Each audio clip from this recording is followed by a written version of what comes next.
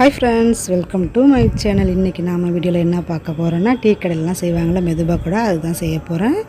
பசங்கள்லாம் திடீர்னு ஸ்நாக்ஸ் கேட்டாங்கன்னா இது ரொம்ப ஈஸியாகவே செஞ்சு கொடுக்கலாம். ஒரு 5 நிமிஷம் தான் ஆகும் ரெடி பண்ணுறதுக்கு.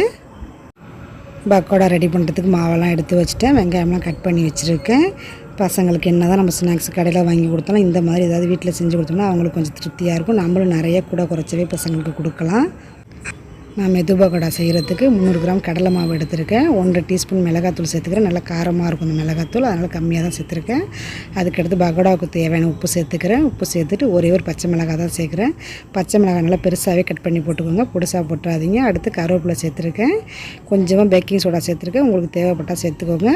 2 பெரிய பல்லாரியை நல்லா நைஸாக கட் பண்ணி நல்லா வெங்காயத்தை பிசைஞ்சு விட்டு அதில் சேர்த்துக்கோங்க. இதில் எவ்வளோ வெங்காயம் சேர்க்குறீங்களோ அதுதான் டேஸ்ட்டே கொடுக்கும். எவ்வளோ வேணாலும் வெங்காயம் சேர்த்துக்கோங்க. கடலை மாவு கூட எல்லாத்தையும் சேர்த்துட்டு நல்லா தண்ணி இல்லாமல் மிக்ஸ் பண்ணிக்கோங்க. மிக்ஸ் பண்ணிவிட்டு அதுக்கடுத்து கொஞ்சம் கொஞ்சமாக தண்ணியை சேர்த்து மிக்ஸ் பண்ணிக்கோங்க.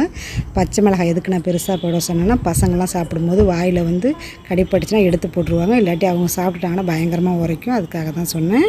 நல்லா மிக்ஸ் பண்ணிக்கோங்க மாவெல்லாம் ரெடி பண்ணி வச்சுட்டேன். அடுத்து ஒரு எண்ணெய் சட்டியில் எண்ணெயை ஊற்றிட்டு நல்லா ஹீட் பண்ணிக்கோங்க. ஹீட் பண்ணிவிட்டு கொஞ்சம் கொஞ்சமாக கிள்ளி போட்டுக்கோங்க. இதுக்கு சேஃபெல்லாம் எதுவும் கிடையாது, சும்மா கிள்ளி போட்டாலே போதும்.